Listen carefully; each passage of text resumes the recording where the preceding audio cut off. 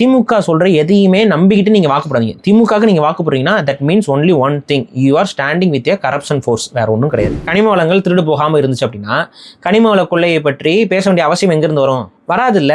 நீங்க தான் கண்ணு முன்னாடி பாறையா உடச்ச கன்னியாகுமரிலாம் போனீங்கன்னா எந்த மலையுமே முழுமையா இல்லையே, எல்லா மலையும் அப்படி கேட்க வெட்டின மாதிரி வெட்டி வெட்டி வெட்டி வச்சிருக்கீங்க. திமுக ஆட்சியில் அப்படி என்னங்க குடும்பம் நடந்துச்சு? என்ன நடந்துச்சு? என்ன 4 கற்பழிப்பு நடந்துச்சு, கஞ்சா விற்கிறாங்க, அதன் மூலமா ஒரு சில லட்ச குடும்பங்கள் நாசமா போகுது, எல்லாம் குடியாரப்ப எல்லாம் மாறி போறோம், எல்லாருக்கும் கிட்னி போகுது, அது போகுது, எல்லாம் செத்து போறீங்க, என்ன தப்பு நடந்துருச்சுன்னு சொல்லி பேசிட்டு இருக்கீங்க. ஸோ நம்ம திமுகவை உண்மையாவே பவர்ல இருந்து எடுக்கணும்னா திமுகவோட ஈகோ சிஸ்டத்தை மக்கள் மத்தியில எக்ஸ்போஸ் பண்ணிக்கிட்டே வரணும், எக்ஸ்போஸ் பண்ணணும். அந்த ஈகோ சிஸ்டம் எக்ஸ்போஸ் ஆகப்பதான் ஈகோ சிஸ்டத்துல வேலை செய்யறவங்க வந்து நியூட்ரலா கண்ணுக்கு தெரிய மாட்டாங்க மக்களுக்கு. இவங்க எல்லாமே திமுக யூடியூபர்னு மக்கள் மண்டையில ஏறணும். எல்லாத்துக்கும் அறிக்கை விடுவாங்க, இது பண்ணுவாங்க, இயற்கை பாதுகாக்கணும், உலகத்தை பாதுகாக்கணும், வருங்காலத்தில் ஏலியன் இன்வேஷன் நடந்தா என்ன பண்றதுமாங்க, ஃபியூச்சரிஸ்டிக்கா யோசிப்பாங்க, பகுத்தறிவா யோசிப்பாங்க, சமத்துவத்தை யோசிப்பாங்க, பெண்கள் நாட்டின் கண்கள்னு சொல்லிட்டு பெண்களை தூக்கி தூக்கி நிப்பாட்டுவாங்க, எல்லாம் பண்ணுவாங்க. எப்ப எதிர்கட்சியா இருக்கும்போது, ஆளுங்கட்சியா வந்தா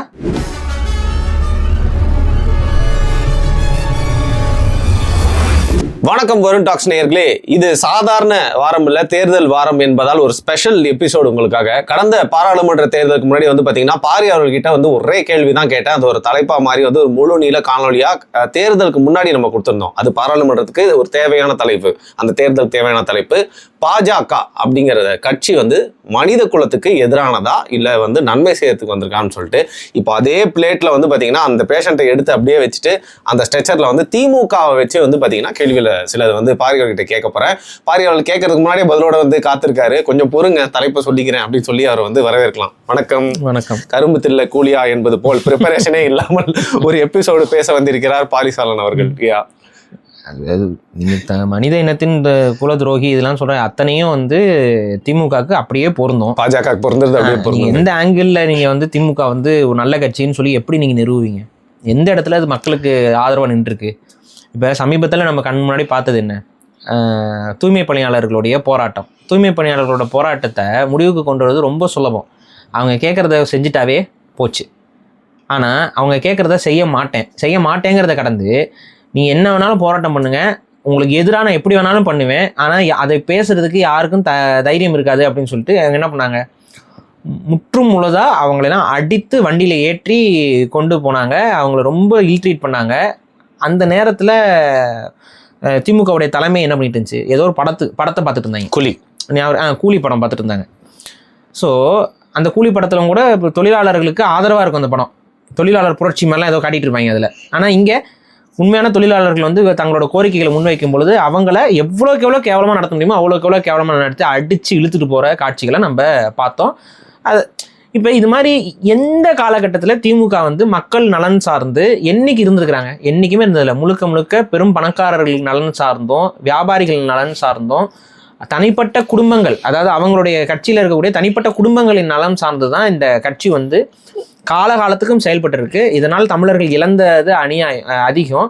ஒரு படி மேலே போய் இவர்களோட கட்சிக்கு நல்லது, இவர்களோட கட்சி குடும்பத்திற்கு நல்லதுங்கிறதுக்காக ஈழ இனப்படுகொலைக்கும் கை கொடுத்து கரம் கோர்த்து கூட நின்ன ஒரு அயோக்கிய கூட்டம் தான் திமுக வெற்றி பெறுவதற்கு எல்லளவும் தமிழ் தேசியவாதிகள் துணை நின்றக்கூடாதுங்கிறத தான் நம்ம தெளிவாக சொல்லிக்கிட்டே இருக்கிறோம். சரி, ஓகே. இப்போ ஆளும் அரசான பாஜகவை குறித்தும் விமர்சிக்கிறீங்க. திமுக ஆட்சியில இருந்த 5 வருடம் மட்டும் இல்லாம அவங்க ஆட்சியில இல்லாத 10 வருஷத்து அப்பதான் நீங்க வந்து பேச வரீங்க, சமூக வலைதளங்கள்ல, பத்திரிகையில பேட்டி எல்லாமே. தொடர்ந்து இந்த மாதிரி ஆளுங்கட்சிக்கு எதிராகவே பேசிட்டு இருக்கிறது அப்படிங்கிறது ஒரு அசௌகரியமான ஒரு வாழ்க்கை, ஒரு சூழ்நிலை உங்களுக்கு ஏற்படுத்துறது. எப்ப பார்த்தாலும் யாரையா ஒருத்தர் பகைச்சிட்டு எதிர்த்து பேசிட்டு இருக்க மாதிரி அது உங்களுக்கு கஷ்டமா இல்லையா? நம்ம வந்து யாரையும் பகைச்சிட்டு பேசல, ஒருத்தவங்களுக்கு ஆதரவா பேசுறோம், மக்களுக்கு ஆதரவா நம்ம பேசும் பொழுது இவர்கள் அதற்கு எதிராக, மக்களுடைய நலனுக்கு எதிராக நிற்கிறதுனால இந்த ஆளுங்கட்சிகளாக இருக்கட்டும், இந்த கட்சிகளாக இருக்கட்டும், இவரோட முடிவுகள் இவைகள் எல்லாம் வந்து நம்ம விமர்சித்து பேச வேண்டிய ஒரு கட்டாயத்துக்கு தள்ளப்படுறோம். இவங்க மக்களுக்கு ஆதரவாக நின்னாங்கன்னா நம்ம எப்படி எதிர்த்து பேச முடியும்? எதிர்த்து பேசுறது. இப்போ கனிம வளங்கள் திருடு போகாமல் இருந்துச்சு அப்படின்னா கனிம வள கொள்ளையை பற்றி பேச வேண்டிய அவசியம் எங்கிருந்து வரும்? வராது இல்லை. நீங்கள் தான் கண்ணு முன்னாடி பாறையா உடச்ச கன்னியாகுமரிலாம் போனீங்கன்னா எந்த மலையுமே முழுமையா இல்லையே, எல்லா மலையும் அப்படி கேட்க வெட்டின மாதிரி வெட்டி வெட்டி வெட்டி வச்சிருக்கீங்க. நமக்கு அதை பார்க்கும்போது கண்ணீர் வடியுது. அதை செய்யறது யாரு? ஆளுங்கட்சிகள் தானே. அது அதிமுக இருக்கட்டும், திமுக இருக்கட்டும். இப்போ அதிமுக காலகட்டத்தில் அங்கே உடைக்கப்படும் பொழுதெல்லாம் இவங்க என்ன சொன்னாங்க, ஐயோ நாங்கள் கனிமவளம். அப்போ தான் பியூஷ் மானிஷ்ல ஃப்ரெண்டே ஆனார். பியூஷ் மானிஷ் யாரு? கனிமவளத்துக்கு எதிராக இருக்கிறவர். அதே போல் அந்த இன்னொரு ஒரு அமைப்பு இருப்பாங்க, பூவுலகின் நண்பர்கள். இவங்களெல்லாம் நண்பர்கள் ஆக்கிக்கிறது திமுக. பூவுலகின் நண்பர்களே வாங்க நம்மளும் நண்பராக மாறுவோம், பியூஷ் மானிஷே வாங்க நம்மளும் பூ விற்போம் அப்படின்னு சொல்லி 2 பேரும் கூட்டிக்கிட்டு அப்படியே போராட்ட காலத்துக்கு போகிறது வர்றது எல்லாம் அப்படியே பண்ணி திமுக அப்படியே முழுசாக தாங்கி நிற்கிறது. அப்புறம் தேர்தல் ஜெயிச்சாங்க. தேர்தல் ஜெயிச்சோடனே பாவம் பியூஷ் மானிஷ் மண்டையில் கல்லுப்பட்டு மயங்கி விழுந்துட்டு அவர் தான். அப்படி இன்னைக்கு வரைக்கும் எந்திரிக்கல, இப்போ வரைக்கும் எந்திரிக்கல. காண ஆளையே ஹிந்தியை மறந்துட்டாரு, தமிழ் பேச ஆரம்பிச்சார். அப்படியே போயிட்டு அப்படியே இது பண்ணிட்டு பாஜக கடிக்க போயிட்டாரு அவர் அந்த பக்கம். இப்போ இங்கே எல்லாம் கனிமவள திருடுறதெல்லாம் இவர் கண்ணுக்கு படாது, தெரியாது. அப்போ இதுதான் இங்கே இருக்க பிரச்சனை. அப்போ அவங்க வந்து எதிர்க்கிறாங்க, நம்ம பார்க்குறோம். ஆமாங்க சொல்கிறது சரிதான், இயற்கையை பாதுகாக்கணும், ஆமாம். ஆனால் நீங்கள் அதிகாரத்துக்கு வந்து என்ன பண்ணுறீங்க? திரும்ப அதே இயற்கை வள சுரண்டல், அதே திருட்டுத்தனம், அதே போல் மதுக்கடைகள் வந்து அதிமுக வச்சுருந்த காலகட்டத்தில் மதுக்கடைகளை குறைக்க மாட்டேங்கிறாங்க. ஆனால் கொஞ்சம் அதிமுக பிரிவுனாச்சு மதுக்கடையில் கொஞ்சம் குறைச்சாங்க. ஒரு 500 கடைகளை மூடினாங்க. நீங்கள் என்ன பண்ணீங்க? இப்போ எத்தனை கடை நீங்கள் மூடிட்டீங்க? புதுசாக திறந்துக்கிட்டே இருக்கீங்க. சரி, மதுக்கடை மட்டும் பத்தாதுன்னு சொல்லிட்டு சைடு கேப்பில் டிக்கெட்டு வாங்கிட்டு வர்றதுக்கு பிளாக் விற்கிற மாதிரி இந்த பக்கம் வந்து பார்த்தீங்கன்னா ஊசி, பாசி, அதுக்கப்புறம் என்னென்ன ஃபார்ம் ஆஃப் ட்ரக்ஸ் இருக்கோ அத்தனையும் ட்ரக். அதெல்லாம் எவன்டான்னு பார்த்தா தேடி பிடிச்சி வேறு பிடிச்சி போய் பார்த்தா ஜாபர் சாதிக்குன்னு ஒருத்த மாட்டான். அவன் யாரான்னு பார்த்தா திமுகவுக்கு சொம்படிக்கிறான். கரெக்டா? அவன் கூட மாட்டின இன்னொருத்தர் யாரு? அமீர். அவர் யாருக்கு சொம்படிக்கிறாரு? திமுகவுக்கு சொம்படிக்கிறாரு. அப்போ ட்ரக் கல்ச்சருக்கும் ஆதரவு. அது போக யாரோ ஒரு பெருசாக ஒரு வீடு கட்டினானேங்க, 600 கோடிக்கு ஒரு வீடு கட்டினானேங்க. நம்ம கூட பேசணும். ஸ்விம்மிங் பூல் வச்சு கட்டினான்ல, எல்லாம் பேசணும்ல. அதான் 30 லட்சம் 30 லட்சம் கொடுத்து கூப்பிட்டு ஆட விட்டாங்கல்ல. இது அப்போ எங்கேருந்து இதெல்லாம் வருது? திமுக ஆட்சியில் தானே இதெல்லாம் நடந்துட்டு இருக்கு. இதை நம்ம சொல்லணும்னு அவசியம் இல்லை. அவங்க அமைச்சரே ஒருத்தர் தெளிவாக சொன்னார், ஓப்பனாக சொன்னார். ஆடியோ லீக்கு, அந்த ஆடியோ லீக் ஆனதுக்கப்புறம் அவரை வந்து ஓரங்கட்டை விட்டு அப்படியே இரிட்டேட் பண்ணிட்டாங்க. இதெல்லாம் நடந்துட்டு இருக்கு. 30,000 கோடி சம்பாரிச்சிட்டாங்க அவங்கன்னு அவர் எப்போ ஆட்சி ஆரம்பிச்சு 1 வருஷத்துலேயே சொல்லிட்டாரு. லட்சம் கோடிக்கு போயிருக்கும். 30,000 கோடி ஆட்சி ஆரம்பிக்கும் போதே. அப்போ இப்போ பல லட்சம் கோடி, எத்தனை கான்ட்ராக்டு, எத்தனை இது, அதில் எத்தனை முறைகேடு. தமிழ்நாட்டோட நிலைமை எப்படி இருக்குன்னு பார்த்தீங்களா? தமிழ்நாடு வளர்ந்த ஊர் மாதிரியா இருக்குது. குப்பை தொட்டி ஆட்டம் மாற்றி வச்சிருக்கீங்க தமிழ்நாட்டை. சும்மா ஒரு 4-5 டூரிஸ்ட் ஸ்பாட்டில் போய்ட்டு ஃபோட்டோ எடுத்துக்கிறது, வீடியோ எடுக்கிறது, ட்ரோனு காட்சி. பாருங்கள் தமிழ்நாடு மாறிடுச்சு. எங்கே இப்போ சென்னையில் வாங்க, ரோடெல்லாம் சரியில்லை அப்படின்னா எந்த ரோடு சரியில்லை? அப்போ இந்த பத்திரிகையாளர்லாம் என்ன வாயில் வந்து ஏதாவது இது வச்சுருக்கீங்களான்னு தெரில. கேட்குறாருங்க போயிட்டு, ரோடெல்லாம் ரொம்ப மோசமாக இருக்குங்க, வெள்ளத்தில் தண்ணிலாம் தேங்கி நிற்குதுங்கன்னு சொன்னால் எந்த ரோடு சரியில்லை, எந்த ரோடு மோசமாக இருக்குது? திரும்பி இவர் கேட்குறாரு. அப்படியே கப்புன்னு ஆயிடுறாங்க. ஐயோ ஒன்றும் இல்லைங்க, இங்கே வாங்க, என் வண்டியில் ஏறி உட்காருங்க, இல்லைன்னா ஒன்றும் இல்லை, உங்கள் வண்டியில் நான் வரேன், வீடியோ கேமரா தூக்கிட்டு வரேன், ரோட்டில் போவோம், நம்ம எந்த ரோட்லாம் தண்ணி நிற்குது நாங்கள் காட்டுறோம். எத்தனை நிமிஷம் ஆயிரும் பத்திரிகையாளர் கேள்வி கேட்குறதுக்கு? அப்போ எல்லாம் செட் பண்ணி கொண்டு வருது. ப்ரெஸ் மீட்டே கொடுக்குறதில்ல. இப்போ தேர்தல் வந்தோடனே நடந்து வர்றது, பூப்பந்து வீசுறது பார்த்துட்டு தானே இருக்கோம் நம்ம. அதில் வேறு இப்போ மண்டையிலே வீசுகிறேன். ஏன்டா மண்டையில்? உங்களுக்கு தான் தெளிவாக தெரியுது.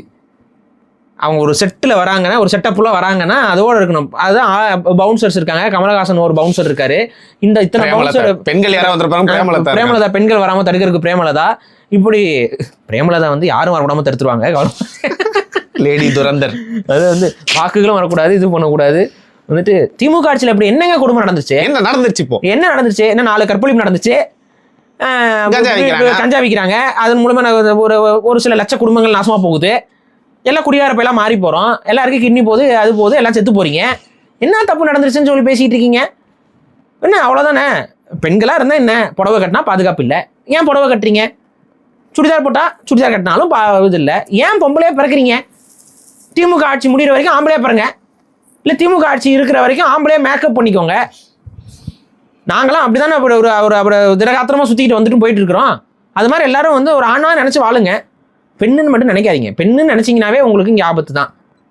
சரி, இப்படி இருக்கிற சூழ்நிலையில் இப்போ திமுகன்ற ஒரு கட்சி, இப்போ என்னோட முன்னாடி ஜென்ரேஷன், அவங்க முன்னாடி ஜென்ரேஷன்லாம் ரொம்ப இயல்பாகவே தமிழ்நாட்டில் இன்றைக்கி நிறைய டிவிக்கே அந்த ரீல்ஸ் வீடியோஸில் கூட பார்ப்பீங்க. நாங்களாம் போன ஜென்ரேஷனில் வந்து திமுக ஓட்டு போட்டவங்க, இப்படி எல்லார் வீட்லையுமே அப்படி இருப்பாங்க. அப்படி நீங்கள் திமுக அப்படிங்கிற கட்சியை ஆரம்பத்துல இருந்தே, அதாவது நீங்க அந்த காலகட்டத்தில் வாழல, அது ஆரம்பத்துல நீங்க படிச்சிருப்பீங்க, அந்த காலகட்டத்துல இருந்தே அது தப்பான கட்சி, தேவையில்லாத கட்சியா, இல்லை நடுவில் ஏதோ ஒரு இடத்துல தடம் மாறி போய் அந்த கட்சியை வந்து ஒரு தவறான கட்சின்னு நீங்க புரிஞ்சுக்கிறீங்களா? அடிப்படை என்னன்னு பார்த்தீங்கன்னா, பெரும்பான்மையான தமிழர்கள் திமுக வந்து ஒரு ஊழல் சக்திங்கிறது அந்த கட்சி ஆட்சிக்கு வந்த காலகட்டத்திலேருந்தே உணர்ந்துட்டாங்க. அது ஊழல் சக்தி, அது ஊழல் சார்ந்த விஷயங்கள் செய்யும் போகும், அது எப்படிலாம் நியாயப்படுத்தும், ஊழல் வந்து தப்பிக்கிறதுக்கு எலி மேலே பழிய போடும், அணில் மேலே பழிய போடும். அண்ணாவோட இறப்புக்கு அப்புறம் சொல்றீங்க நீங்க? ஆமா, அண்ணா என்னங்க ஒரு வருஷம் தானேங்க, ஒரு வருஷத்துலேயே அவர் பாவம் இறந்துட்டாரு. அண்ணா ஆட்சி எப்படின்னு நமக்கு தெரியாது, ஏன்னா அவர் ஆட்சி பண்ணியிருந்தா தான் நமக்கு தெரிய வந்திருக்கும். ஒரு வருஷம்ன்றது ஒரு பெரிய கணக்கு. ஆமா, அவர் வந்து கட்சியை வளர்க்கறதுக்கு அவ்வளோ படாதபாடுபட்டாரு, அவ்வளோ பேசினாரு, அவ்வளோ வந்து ஆட்சிக்கு வரும்போது அவர் இல்லை, ரொம்ப நாளைக்கு அவரால் இருக்க முடியல. அது துரதிருஷ்டவசமா அவர் இறக்குறாரு. அவர் இறந்த உடனே அங்க இருந்த 2வது நிலை 3வது நிலை 5வது நிலையில் இருந்தவர்கள்லாம் அவங்களுக்கான அதிகாரத்தை வந்து அடையிறாங்க, நிலைநாட்டிக்கிட்டாங்க. அதுக்கப்புறம் வந்து பாத்தீங்கன்னா அதுக்கு துணை நின்ற எம்ஜிஆர் அவர்களையுமே வந்து அடுத்து ஒரு பிரச்சனை பண்ணி அதே எம்ஜிஆர் வெளியில போனாரு. எம்ஜிஆர் அதிமுக ஆரம்பிச்சதுக்கு அப்புறம் எம்ஜிஆர் இருக்கிற வரைக்கும் திமுகவை தலையெடுக்க விடாம பாத்துக்கிட்டாரு. அது வரைக்கும். ஆனா அந்த கட்சியை காப்பாத்தி கொண்டு வந்ததுக்கு கருணாநிதி தனத்தை நம்ம வந்து வாழ்த்தி ஆகணும். ஏன்னா அந்த அளவுக்கு அப்படியே இருப்பாருங்க, எவ்வளோ வருஷம் இருந்தனாலும் அப்படியே. அதே தான் திமுக வந்து நீங்க எதிர்கட்சியாவே வச்சிருந்தீங்கன்னா நல்ல கட்சி. அது எதிர்கட்சியாக இருக்கும்பொழுது அது பேசாத பேச்சு இருக்காது, அது போராடாத போராட்டம் இருக்காது, அதை விடாத அறிக்கைகள் இருக்காது. ஏதாவது ஒரு பிரச்சனையா, நாளைக்கு ஒரு வெட்டுக்கிளி வந்து போயிட்டு வந்துட்டு எங்களால வந்து இங்க பறக்க முடியலன்னு சொன்னா கூட வெட்டுக்கிளிகளுக்கு ஒரு அறிக்கை விடுவார். பூவுலகின் நண்பர்கள், திருமாவளவன், கம்யூனிஸ்டுகள் யாருமே தேவையில்ல, முழுக்க திமுகவே. அதான் எல்லாத்துக்கும் அறிக்கை விடுவாங்க, இது பண்ணுவாங்க, இயற்கை பாதுகாக்கணும்பாங்க, உலகத்தை பாதுகாக்கணுங்க, வருங்காலத்தில் ஏலியன் இன்வேஷன் நடந்தா என்ன பண்றதுமாங்க, ஃபியூச்சரிஸ்டிக்கா யோசிப்பாங்க, பகுத்தறிவா யோசிப்பாங்க, சமத்துவத்தை யோசிப்பாங்க, பெண்கள் நாட்டின் கண்கள்னு சொல்லிட்டு பெண்களை தூக்கி நிப்பாட்டுவாங்க, எல்லாம் பண்ணுவாங்க. எப்ப எதிர்கட்சியா இருக்கும்போது. ஆளுங்கட்சியா வந்தா வந்து அப்படி அந்த ஒரு கூடவே நின்னாலும் ஒரு முக்கிய பொறுப்புல, சென்னையில ஒரு மிக முக்கிய பொறுப்புல இருந்தாலும், கேமராலாம் சுத்திக்கிட்டு இருந்தாலும் அப்படியே லைட்டா பண்ணுவாங்க. போலீஸ்காரங்களாவே இருந்தாலும் டிடிக் அப்படிம்பாங்க. இதெல்லாம் எப்போ நடக்கும்னா அதிகாரத்துக்கு வந்தோடனே. அதிகாரத்துக்கு முன்னாடி பாருங்க, காவல்துறை எங்கள் நண்பன் அப்படின்னு சொல்லிட்டு அப்படியே காவல்துறைக்கு லீவ் கொடுக்குறோம், ஹாலிடேஸ் கொடுக்குறோம், பெண் காவலர்களுக்கு நாங்கள் இந்தந்த நலத்திட்டங்கள்லாம் கொண்டு வரோம், எல்லாம் பேசுவாங்க. ஆனால் அதிகாரத்துக்கு வந்தோடனே என்ன நடக்கும்? புழிஞ்சிரும். அப்படியே நாசம் பண்ணுவாங்க, ரோட்டில் நிற்க வைப்பாங்க, வெயிலாக இருந்தால் சகதியாக இருந்தாலும் காவல்துறையை போட்டு பிழிவாங்க. ஆனால் இதில் காவல்துறையோட டிபார்ட்மெண்ட் மேனேஜ்மெண்ட்டில் எப்போவுமே நீங்கள் பார்த்தீங்கன்னா டிஎம்கேவோட ஏடிஎம்கே ஃபார் பெட்டராக இருக்கும். ஓகே, அவங்கள நிர்வகிக்க. ஏன்னா காவல்துறையை மட்டும் ஹேண்டில் பண்ணுவாங்க ஏடிஎம்கே. ஜெயலலிதா பீரியட்லேருந்தே அந்த நிர்வாகம் அப்படி தான் இருக்கும். அதனால தான் காவல்துறை சார்ந்த அட்டூழியங்களும் அராஜகங்களும் வந்துட்டு ஏடிஎம்கே பீரியட்ல கொஞ்சம் கம்மியாக இருக்கும். இருக்கவே இருக்கான்னு சொல்ல, கொஞ்சம் கம்மியாக இருக்கும். ஆனால் டிஎம்கே டைமில் நீங்கள் பாருங்க, தடி எடுத்தவங்களாம் ஒன்றும் இல்லை. ஏடிஎம்கே பீரியட்ல லாக்அப் டெத்ஸ் நடக்கலைன்னு நம்ம சொல்லலை, அதுக்கு இப்போ தீர்ப்புகள் வந்திருக்கு. இப்போ லாக்அப் டெத் அப்போ நடந்த டைமில் அதுக்கு எதிராக பொங்கி எழுந்தது யாரு? திமுக தான். இப்படி அப்பாவையும் பிள்ளையும் கொண்டுட்டாங்களே, கொதிநிலையிலே வச்சுட்டு அந்த பேச்சு பொருளாக்கி அதை வைரல் ஆக்கிட்டாங்க. இப்போ அதுக்கப்புறம் திமுக ஆட்சி வந்துச்சு. திமுக ஆட்சிக்கு வந்ததுக்கப்புறம் கிட்டத்தட்ட 28 காவல்துறை மரணங்கள் வந்து, அதாவது லாக்அப் டெத்ஸ் வந்து நடந்திருக்கு. இந்த 28 பேரை சொல்லுங்க. வேணா அஜித் குமார் வேணா ஒன்று சொல்லுவீங்க, வேற எத்தனை பேர் ஞாபகம்? விக்னேஷ் யோசிச்சு சொல்லணும். யோசிச்சா ஒரு எத்தனை பேர்? 28 பேர் வருமா? வராது. இப்போ புரியுதா? 28 பேர் அதுக்கப்புறம் இவங்களோட அதிகாரத்துல நடந்திருக்கு. அதாவது ஜெயராஜ் ஃபெனிக்ஸ்க்கு அப்புறம் 28 நடந்திருக்கு. அதான் நான் சொல்றது டிஎம்கே பீரியட்ல மட்டுமே 28. அப்ப இந்த 28 மரணங்களும் மக்கள் மத்தியிலேயே போய் சேராம பார்த்துக்கிட்டாங்களா? ஏன்னா ஊடகத்தை ஃபுல்லா கண்ட்ரோல் பண்ணுவாங்க. அது டிஎம்கேவோட பிளஸ் பாயிண்ட் என்னன்னா ஊடக கண்ட்ரோல் தான். ஊடகத்துல இருக்கக்கூடிய பல ஆங்கர்கள் வந்து உடன்பிறப்புகளாக தான் இருப்பாங்க. ஏங்க இப்ப யூடியூபர்ஸே ஃபுல்லா பாத்தீங்கன்னா பொதுவான கேள்விகளை பொதுவான யூடியூபர்ஸா வந்து என்னங்க A2 இப்ப புரியுது. ரைட். அது சரி விடுங்க, ஏதோ அந்த பசங்க வந்து அடிப்படையில இருந்து வளர்ந்து வந்தாங்க. ஆனா நான் என்ன சொல்றேன்னா, அடிப்படையில இருந்து வளர்ந்து வந்த உனக்கு தான் அடிப்படையாம இருக்க தெரியணும். ஆனா நீங்க போயிட்டு திரும்ப இந்த மாதிரியான கூட்டத்துக்கு எல்லாம் போயிட்டு முட்டு கொடுக்கறதுக்கு உட்காந்துட்டு, இல்லைங்க நான் சும்மா போய் கேள்வி கேட்க தான் போனேன், நீங்க 1000 முட்டு கொடுத்தாலும் அது பேசிக்காக அந்த நிறுவனம் எதுக்கு அந்த கூட்டத்தை நடத்துது, யாருக்கெல்லாம் அங்கே போவா, என்னன்னு தெரியும். சரி, உங்களோட நோக்கம் வந்து இப்போ ஒரு ஆண்டர்ப்ரனராக மாறணும், பெரிய அளவு சம்பாதிக்கணும் அப்படிங்கிற நினைப்புல நீங்கள் கரெக்டாக தான் போயிருக்கீங்க. பெரிய அளவு சம்பாதிக்கணும்னா திமுகக்குள்ள தான் போகும். கரெக்ட். திமுகவுக்கு போனீங்கன்னா பெரிய அளவு சம்பாதிக்கலாம். நீங்கள் கம்ப்யூட்டர் விற்கிறேன் அதெல்லாம் ரெண்டாவது. திமுகக்குள்ள போயிட்டீங்கன்னா நீங்கள் வந்து நாட்டையே விற்றாலும் ஒரு பெரிய ஆண்டர்ப்ரனர் ஆயிடலாம். நீங்கள் சொல்கிறது கரெக்ட் தான் பாரி. ரொம்ப சாதாரண குடும்பத்தில் நிறைய பேர் இப்போ இன்ஃப்ளூயன்சராவோ ஆக்டர்ஸாவோ எல்லாம் வராங்க. பட் ஏதாவது ஒரு சிக்கல், தப்பான நேர்மை இழந்து ஏதோ ஒரு இடத்துல போய் மாட்டிக்கிறாங்க. அங்கே வந்து கரெக்டாக இவங்க கேப்சர் பண்ணி அவங்கள கூட ஹைஜாக் பண்ணி. ஆமாம், அதுதான் நடக்குது. அல்ல அது நான் என்ன சொல்றேன்னா, நேர்மை இழந்து போய் மாட்டிக்கிறாங்கிறதும் கூட அது ஃபார் ஃபெச்டு. அவங்களுக்கு நேர்மை அவங்க இலக்கலாம் இல்லை, அவங்களுக்கு ஆரம்பத்துலேருந்தே கரப்டட் யார். அதனால என்னன்னா, இப்போ பவரை நோக்கி நகர்ந்து போய் உட்காந்துட்டோம். பவர் பக்கத்தில் உட்காந்துட்டோம்னா காரை எவ்வளோ வேகமாக வேணா ஓட்டலாம், போறவங்களை அடிச்சு போட்டு சாகடிக்கலாம். எஸ்டிஆர் கரெக்டாக பண்ணி விட்டாப்ல. தப்பே பண்ணிருக்கலாம். பாத்தீங்களா, ஆத்மனோட இன்டர்வியூ பார்த்தேன், நிறைய விஷயத்த உண்மைகளை சொல்லியிருக்காப்ல. தப்பு பண்ணிருக்கலாம் அப்படின்னு ஆஹா அப்படின்னு சொல்லிட்டு போகுது. ஸோ பேசிக்காக இதுதான், இவங்க பணம் சம்பாதிக்கிறது நம்ம வந்து வரவேற்கிறோம். நேர்மையின் அடிப்படையில் பணத்தை சம்பாதிங்க, நியாயத்தின் அடிப்படையில் பணம் சம்பாதிங்க. அந்த பணம் தான் ஒட்டும். நீங்கள் அதுக்கு மேலே நீங்கள் செய்கிற எதுவுமே வந்து கண்டிப்பாக வேறு ஏதாவது ஒரு பின்னடைவை ஏற்படுத்திடும். அது உங்களோட பேர் உடையலாம், இல்லை அந்த பொருளாதாரமே உடையலாம். ஸோ அதை மண்டையில் ஏற்றிக்கோங்க, நல்லது செய்யுங்க, 4 பேருக்கு நல்ல வழியில் பணத்தை ஈட்டுங்க. அதையும் நம்ம சொல்லி சரி. ஸோ அப்போ ஆரம்ப காலகட்டத்தில் இருந்தே திமுகன்றது எப்பவுமே ஒரு பேட் டிஎன்ஏவோட இருக்கிற கட்சியாக தான் இருந்திருக்கு. ஈவில் தான் அதோட வளர்ச்சி காலகட்டத்தில் அது தமிழ் தேசியம் பேசிச்சு. அது தமிழ் தேசியம் பேசாமல் இருந்திருந்தா அது வளர்ந்தே இருக்காது. ஸோ அப்போட உணர்ச்சி எல்லாரையும் அறுவடை பண்ணி, அந்த உணர்ச்சிகளை வச்சு தான் அறுவடை பண்ணி கரெக்டாக அவங்களுடைய சாதகமாக இந்திய எதிர்ப்பு போராட்டம் வந்துச்சு. இந்த இந்திய எதிர்ப்பு போராட்டத்திற்கு தமிழ் உணர்வு சார்ந்தவர்கள் தான். அங்கே வந்து இந்த பராசக்தி படத்து மாதிரிலாம் இந்த தெலுங்கு பேசுறவன், தமிழ் பேசிட்டு தெலுங்கு பெங்காலி பேசுறவங்களாம் வந்தாங்க, தெலுங்கு புள்ள டாவடிக்கிறவன்லாம் வந்து போராடலாம் இல்லை, ஒரு மயிரும் பிடுங்கல. சரியா, உண்மையான இன உணர்வுல இருக்கிறவங்க, இந்த மொழிக்காக உயிரையும் கொடுக்க தயாராக இருந்தவங்க தான் அங்கே போராட்ட களத்துக்கு வந்தாங்க. அத்தகையவர்கள் போல காட்டி கொண்டவர்கள் திமுக காரர்கள். அப்போ திமுகவுக்கு அந்த சப்போர்ட் வந்து இயற்கையாகவே அந்த இந்திய எதிர்ப்பு போராட்டம் முடிஞ்சதுக்கப்புறம் வந்துச்சு. அதை சரியாக பயன்படுத்தி ஆட்சிக்கும் வந்துட்டாங்க. அது கூட்டணி அடிப்படையிலாம் தான் வச்சு தான் வந்தாங்க. கூட்டணி வைக்காமல் தான் வந்துருக்க முடியுமா தெரியல. கூட்டணி வச்சு தான் அவங்க ஆட்சிக்கு வந்தாங்க. ஆட்சிக்கு வந்ததுக்கப்புறம் ஒரு ஸ்ட்ராங்கான ஒரு ப்ரெசன்ஸ் இது பண்ணாங்க. அதுக்கப்புறம் அவங்க பேசின ஒரு சில விஷயங்களை வந்து அந்த உங்களுக்கே தெரியும், காஸ்டிசம் சார்ந்த விஷயங்கள் இதுலாம் வந்து ஒரு இது எஸ்டாப்ளிஷ்மெண்ட் எல்லாம் இது பண்ணி கரெக்டாக அவங்களுக்கு தகுந்த மாதிரி எடுபட்டு போச்சு. அவங்களுக்கு தகுந்த மாதிரி ஒரு கட்டமைப்பை உருவாக்கிக்கிட்டாங்க. இன்றைக்குமே நான் என்ன சொல்லுவேன்னா, திமுகவுடைய கட்டமைப்பு வந்து உண்மையிலே வியக்கத்தகு கட்டமைப்பு. கற்றுக்கணும். இவ்வளோ வருஷமா சர்வைவ் ஆகுதுங்க. இப்போ நான் என்ன சொல்கிறேன், திமுக இல்லைன்னா அதிமுக இல்லை. இப்போ திமுக ஒழிக்கணும் நம்ம பேசுகிறோம். இப்போ திமுக ஒழிஞ்சிருச்சுன்னா அதிமுக அடுத்து இல்லை, தேவையில்லாமல் போயிருன்றீங்களா? திமுக ஒழிஞ்சா அதிமுக அங்கே எடுத்து கிடையாது. அதனால தான் நம்ம அதிமுகவை என்றைக்குமே வந்து ஒரு பேக் போன் ஆஃப் திராவிடியன் மூவ்மெண்ட்டாக நான் பார்த்ததே கிடையாது, பார்க்க போகிறதும் கிடையாது. சரி. ஸோ அதிமுகங்கிறது வந்து எப்படி சொல்கிறது, ஆன்டி டிஎம்கே, ஒரு இந்த டிஎம்கேங்கிற அந்த ஒரு தீய சக்தி வந்ததுனால அந்த தீய சக்திக்கு ஈடிணையாக வேற ஒரு சக்தி வராமல் அதுக்குள்ளேருந்தே வெளியில் வந்த ஒரு நல்ல சக்தி கிடையாது, ஒரு ஃபார்ம் ஆஃப் எனர்ஜி, அவ்வளோதான். அதிமுக எப்பவுமே டிஎம்கே ரிவால்வ் பண்ணி தான் இருக்கும். டிஎம்கே ரொம்ப அட்டூழியம் பண்ணுச்சுன்னா அதிமுக ப்ளஸ். அதே போல இப்போ அதிமுக சரியில்லை அப்படிங்கும்போது மக்கள் வந்து டிஎம்கே. இது ஏன் திரும்ப திரும்ப அப்படியே நடக்குது அப்படின்னு பார்த்தீங்கன்னா, டிஎம்கேவோட ஈகோ சிஸ்டம் ரொம்ப ஸ்ட்ராங், அதிமுகவோட ஈகோ சிஸ்டம் அவ்வளோ ஸ்ட்ராங் இல்லை. ஈகோ சிஸ்டமே இல்லை. நீங்க தெளிவா பாத்தீங்கன்னா, நீங்க உங்க கிஷோரு இடம்பலம் சேனல் இதை கடந்து வந்துட்டு அதிமுக சப்போர்ட் பண்றதுக்கு ஒரு ஈகோ சிஸ்டம் இருக்கிறத நீங்க பார்க்க முடியாது. யூடியூப் ஸ்பேஸ்ல பாருங்க, இல்ல அதுக்கு அடுத்து நீங்க வந்து சமூக வலைதள பதிவுகள் போடுறது அதுவும் கிடையாது. ஸோ அதிமுகக்குன்னு ஒரு ஈகோ சிஸ்டம் கிடையாது. ஆனா திமுகக்கு எல்லாமே வதன்னு எல்லா ஆங்கிள்லயும் இருப்பாங்க. சினிமா ரிவ்யூம்பாங்க, டக்குனு உள்ள போய் பார்த்தா திமுக மூட்டு கொடுப்பாங்க, மீம் கிரியேட்டர்பாங்க, அங்க உள்ள பார்த்தா திமுக ஃபுட் ரிவ்யூவரும்பாங்க. அவங்க எனக்கு சோறு போடுறதே திமுக தான் பாங்க, ரோஸ்ட் பண்ணுவாங்க திமுக இருப்பாங்க, டேங்க் பேஜ், ஆமா அசிங்கமும் ஆபாசமும் பேசுவாங்க. கனிமொழியை கூட்டு வந்து உட்கார வைப்பாங்க. அவங்களுக்கும் அது தெரியவே தெரியாது, அவங்க ஆபாசம் பேசுறவங்க அசிங்கம் பேசுறவங்க தெரியவே தெரியாது, அதை கடந்து போவாங்க எல்லாம். ஸோ இதுதான் திமுக ஈகோ சிஸ்டம், வியக்கத்தகு ஈகோ சிஸ்டம். அதுக்கப்புறம் வந்து பாத்தீங்கன்னா மீடியாவில் வந்து பாத்தீங்கன்னா முழுக்க திமுக சொம்படிக்கிற ஆங்கர்ஸ் தான் இருப்பாங்க. நீங்க வேற இன்னைக்கு மழை பெய்யுன்னு வெதர் மேலன் போலன்னு நினைச்சா அவரு தான் சூரியன் நல்லா பிரகாசமா வருது அப்படின்னு. ஸோ இந்த மாதிரி யாரை நம்புறதுனே தெரியல தாசன்னா. ஸோ இந்த மாதிரி வந்து முழுக்க திமுகவுக்கான ஈகோ சிஸ்டத்தை திமுக ஸ்ட்ராங்கா வச்சிருக்கோம் எப்பவுமே. இது வந்து திமுக வந்து நம்ம கத்துக்க வேண்டிய பாடம்.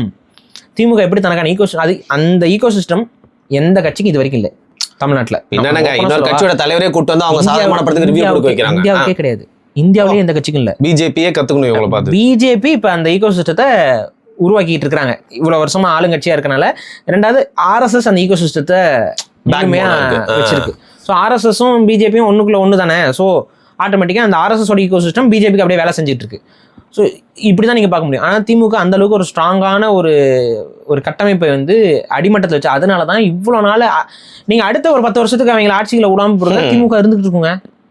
திமுக ரிலவெண்டா இருந்துட்டு இருப்பாங்க. இந்த 10 வருஷம் சர்வே ஆனாங்களே, இந்த 10 வருஷத்துல நான் தலைவாடா அடிச்சுக்கிட்டேன். இந்த 10 வருஷம் அவங்க சர்வே ஆனது பெரிய விஷயம். அடுத்த ஒரு 5 வருஷம் மட்டும் விட்டுருந்தோன்னு வைங்களேன், படுத்திருப்பாங்க. ஆக்சுவலா அதான் மூச்சு விட முடியாம விட்டுட்டு இருந்தாங்க. அந்த கட்சியில துரைமுருகனே வந்து அதிமுகல சேர்ந்திருப்பாரு.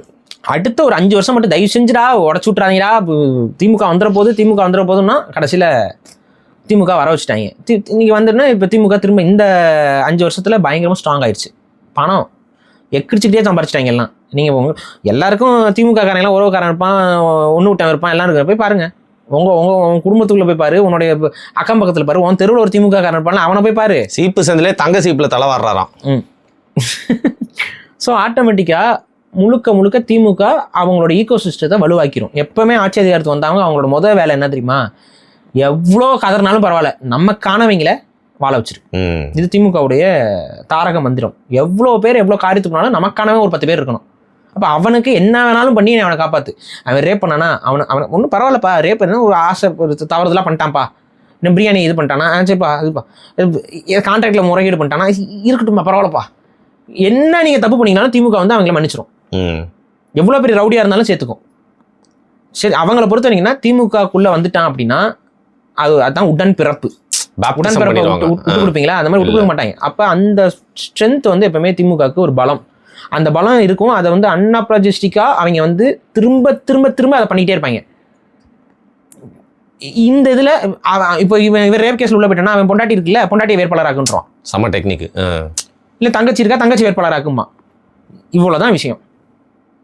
அப்போ இந்த ஸ்ட்ராங்னஸ்ஸு அவன் அதே போல் அவன் கட்சிக்காரன் கொலை பண்ணாலும் சரி, கற்பழிச்சாலும் சரி, திருட்டுத்தனம் பண்ணாலும் சரி, அவங்களுக்கு திமுக காரன் அப்படி திமுக காரனாக இருக்கவே இதுதான் பண்ணுவான். பட் திமுக காரங்கிற அந்த தகுதியை அவங்கள பாதுகாத்துரும். போலீஸ் ஸ்டேஷனில் போயிட்டு திமுக காரன் சொல்லுங்க, கை வைக்க மாட்டாங்க. எவ்வளோ பெரிய தப்பு பண்ணுங்க, கை வைக்க மாட்டாங்க. ஏன் கை வைக்க மாட்டேங்கிறாங்க போலீஸ்? திமுகன்னு தெரிஞ்சா வழக்கமாக தான் பண்ணுவாங்க, விட்டுலாம் அப்படின்னா. என்னன்னா திமுக காரன்னு தெரிஞ்சும் நீங்கள் கை வச்சா அந்த அதிகாரி மீது திமுக கை வைக்கும், மிரட்டி விட்டுரும்.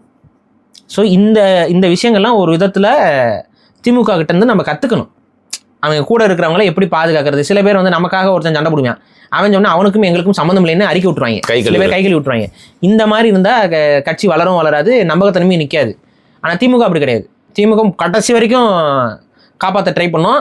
ரொம்ப எக்ஸ்போஸ் ஆச்சுன்னா இப்போதாங்க இந்த ஊடகத்தெல்லாம் சில இதில் கண்ட்ரோல் பண்ண முடியாமல் இந்த அதுவும் மெயின் ஸ்ட்ரீம் மீடியாவை கண்ட்ரோல் பண்ணிட்டாலும் ஆல்டர்னேட்டிவ் மீடியாவை யூடியூப் இருக்கனால தான் அவங்க மாட்டிக்கிட்டு இருக்காங்க. இப்போ நீங்கள் பாருங்க, இப்போ ஆல்டர்னேட்டிவ் மீடியா இல்லைன்னு கொஞ்சம் யோசிச்சு பாருங்க, திமுக எந்த ஒரு பிரச்சனையும் சிக்கல, ஆளாரும் தேனாரும் ஓடுதுப்பா அப்படின்னு போயிடும், அப்படின்னு தான் இருக்கும். ஸோ திமுக எதிராக எவனுமே வந்து எங்கேயுமே நிற்க மாட்டான், அப்படி நிற்கினாலும் விட மாட்டாங்க, நசி விட்டுருவாங்க. ஸோ இந்த அளவுக்கு அவங்கள பாதுகாத்து கொண்டு வருவாங்க. இப்போ அண்ணா யூனிவர்சிட்டி ரேப் கேஸ்லேயே அவனை தான் முத நாளே கூப்பிட்டு விசாரிச்சிடறாங்கங்க. அப்படியே அவனை விட்டாங்க, முத நாளே அவனை பேசி விசாரிச்சாச்சு. அப்போ போலீஸுக்கு தெரியாதா இவன் தான் பண்ணியிருக்கானு? தெரியும். போலீஸுக்கு தெரிஞ்சனால தான் அவனை கூப்பிட்டு விசாரிக்கவும் செய்கிறாங்க. ஆனால் அதுக்கு அவனோட இன்ஃப்ளூயன்ஸை பயன்படுத்தி அவன் வெளியில் போயிட்டான். அதையும் கடந்து மீடியா சைடில் ப்ரெஷர் அதிகமானனால வேறு வழி இல்லாமல் அப்புறம் அவன் மேலேயே பழிவை போட்டு எல்லாம் போட்டு அவன் ஏதோ ஷேருக்குன்னு சொல்கிறான், இது வெளியில் வேறு மாதிரி லிங்க் ஆகிற போது நிறைய பேர் மாட்டுறதுக்கு வாய்ப்பு இருக்குன்னு சொல்லிட்டு அப்படியே வச்சு அவன் தான் குற்றவாளி, அவன் மட்டும் தான் குற்றவாளின்னு சொல்லி முடிச்சு விட்டாங்க. கரெக்டாக? ஸோ இதுதான் திமுக. அதனால தான் நம்ம என்றைக்குமே திமுகவுக்கு ஆதரவு இல்லை. ஆரம்பத்துலேருந்தே திமுகவை பிடிக்காது. ஆனால் திமுகவில் தமிழ் தேசியம் பேசியவர்களும் நிறைய பேர் கரைஞ்சு போனவங்க இருக்காங்க. தமிழ் தேசியம் பேசி திமுகவில் இன்னைக்கு வரைக்கும் யாரையும் அவங்க வளர்த்து விடல. ஆதித்தனாரையும் ரொம்ப அழகா நேக்கா அவரோட வீக்னஸை பயன்படுத்தி உள்ள கொண்டு வந்துட்டாங்க. வீக்னஸ் இந்த சென்ஸ் அவருக்கு அதிகாரம் இல்லாமல் இருந்துச்சு, டக்குன்னு அவர் கொண்டு வந்து அதிகாரம் கொடுக்குறேன் அதுன்னு சொல்லி உள்ள கொண்டு வந்துட்டாங்க. அடுத்து சபாநாயகராக மாற்றினாங்க, அலங்கார பதவி, அவ்வளோதான் முடிஞ்சுது. அமைச்சர் கொடுத்தோம்னா அவர் வளருவார், இது பவர் சென்டராக மாறக்கூடாது. அவர் சபாநாயகரை கொடு, வணக்கங்க, அவ்வளோதான் முடிஞ்சுது. வணக்கம் வைக்கிறதோடு முடிச்சுடு, அவ்வளோதான். அவரை இரிட்டேட் பண்ணி அவ்வளோதான் முடிஞ்சுது. அது மாதிரி திமுக அவங்களை எதிர்த்துட்டு யார் உள்ளே போனாலும் அவங்கள வளர விட மாட்டாங்க. ரொம்ப சர்ப்ரைசிங்காக ராஜீவ்காந்தி ஒருத்தர் மட்டும் அங்கே வளர்ந்துட்டே இருந்தார். நான் கூட சரி எங்கேயோ போயிட்டு இவர் ஒருத்தர் உள்ளே போய் வளர்ந்துட்டு இருக்காப்புலன்னு நினச்சிட்டு இருந்தேன். ஏன் சீட்டு கொடுக்கல? கரெக்டாக அந்த டைமில் ஒரு அலிகேஷன் உங்க மேலே வந்துச்சா, பொம்பளை விஷயம் போட்டாங்களா, முடிச்சு விட்டாங்களா, இதே தான் நடக்கும். ஸோ தமிழராக இருந்தாவே திமுகவில் சர்வேவாக முடியாது. சர்வேவாலாம் like they can't come up. ஒரு லெவலுக்கு மேலே அவங்க மேலே எங்க சக்கர நாட்களி சதிகாரன்னு பேசினவங்க எல்லாம் மேலே வளர விட்டுருவாங்களா? கொஞ்சம் யோசிங்க. ஸோ நம்ம ஆட்கள் பண்ணுற பெரிய தப்பு என்னென்னா திமுகவை நம்புறது. நல்ல மாட்டுக்கு ஒரு சூடுங்கிற கான்செப்டில் இனப்படுகொலைக்கு அப்புறமும் திமுகவை நம்பிக்கிட்டு உள்ளே உட்காந்துக்கிட்டு சப்போர்ட் பண்ணிக்கிட்டு மறைமுக சப்போர்ட்டு, இந்த சப்போர்ட்டு, அந்த சப்போர்ட்டு, எதுவுமே இருக்கக்கூடாது. இப்போ திமுக கழுத்தறுக்கும்ங்கிறது நமக்கு நன்றாகவே தெரியும். சிலர்லாம் திமுக ஜெயிக்கட்டும், தேர்தலுக்கு அப்புறம் நமக்கு ஒரு பெரிய செட்டில்மெண்ட் காத்திருக்குன்னு சொல்லி வாயை பொழந்துட்டு உட்காந்துருக்காங்க.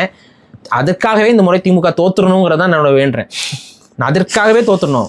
இவங்கள மாதிரி அயோக்கிய பயிலுக செட்டில்மெண்ட்டுக்காக உட்காந்துட்டு என்ன வேணாலும் பண்ணலான்னு பண்ணிட்டு அலையிறாங்க பாருங்க. இவங்க வந்து என்னைக்கு இருந்தாலும் ஒரு நாள் அம்பலப்படுவாங்க. எங்க திமுக தோத்துட்டா கொடுத்த அட்வான்ஸை பாதி திருப்பி கேட்டாங்கன்னா அப்படிலாம் கேட்க மாட்டாங்க. அட்வான்ஸ் வந்து அது அட்வான்ஸ் தான். அட்வான்ஸ் வந்தது அதுவே போதும். பட் அவங்க வந்தாங்கன்னா இன்னொரு பெரிய அமௌண்ட் இருக்குல்ல. அந்த பெரிய பாலிடிக்ஸ் கேள்விப்பட்டிருக்கேன். அட்வான்ஸ் பாலிடிக்ஸ்னா இதான். அந்த ஒரு பெரிய அமௌண்ட்டுக்காக வாயை தொங்க போட்டு உட்காந்துருக்காங்கல்ல, அவங்க அம்பலப்படுவாங்க என்னைக்கு இருந்தாலும் ஒரு நாள். நானும் சொல்றேன், திமுகவை நம்பிக்கிட்டு போனவன் என்னைக்கு இருந்தாலும் நட்டாத்துல தான் விடப்பட்டிருக்காங்கிறதையும் ரைட். சரி, இப்போ இன்னொரு விஷயம், நீங்க இந்த 5 வருஷம் ஆளுங்கட்சியா இருக்கும் போது எதிர்த்திருக்கீங்க. இந்த 5 வருஷமும் இன்டர்நெட்டோட வளர்ச்சி ரொம்ப ஏராளம். ஸோ ஏற்கனவே சொன்ன மாதிரி ஒரு விஷயத்தை கரெக்டாக அடாப்ட் பண்ணி யூஸ் பண்றதுல திமுக இன்னைக்கு வரைக்கும் பார்த்தீங்கன்னா நம்பர் 1ல இருக்காங்க. விஜய்க்கு இளைஞர்கள் ஒரு நடிகர்ன்றதுனால போயிட்டு உடனே ஆதரவு தெரிவிக்கிறாங்க, பெண்கள் ஆதரிக்கிறாங்க, புரிஞ்சுக்க முடியுது. பட் இன்னும் அந்த இன்டர்நெட் அந்த மாடர்னிட்டியை யூஸ் பண்ணி திமுக ஒரு செட் ஆஃப் இளைஞர்களை அவங்க பக்கம் இழுத்துருக்காங்கல்ல. ஸோ அதுவும் அவங்களால எப்படி பண்ண முடியுதுன்னு நீங்க நினைக்கிறீங்க? அது நம்ம என்னன்னா பொதுவா இருக்கிற மக்கள்லாம் யாராங்க போல. பொதுவாக ஒரு காமனர் அவங்க வந்து திமுக நல்லதுன்னு சொல்லிட்டுலாம் யாருக்குமே தோண போகிறதும் இல்லை. திமுக பொறுத்த வரைக்கும் அது ஒரு பெரிய செட்டப் இருக்குங்க. அந்த செட்டப்பில் பயனடையக்கூடியவங்க எவ்வளோ தப்பு நீங்கள் சொல்லுங்கள், திமுக தான் சொல்லுவாங்க. இப்போ உங்கள் ஃப்ரெண்ட்ஸ் சர்க்கிளில் அவங்க அப்பா அம்மா வந்து திமுகவுக்கு சப்போர்ட்டிவான ஒரு ரோலில் இருக்காங்கன்னு வைங்களேன். ஏதோ ஒன்று திமுகவில் இப்போ அந்த லிங்க்குள்ளே இருக்காங்கன்னு வைங்க, திமுக கட்சிக்காரங்கன்னு வைங்க. பையன் மாறுவான் நீங்க நம்புறீங்களா?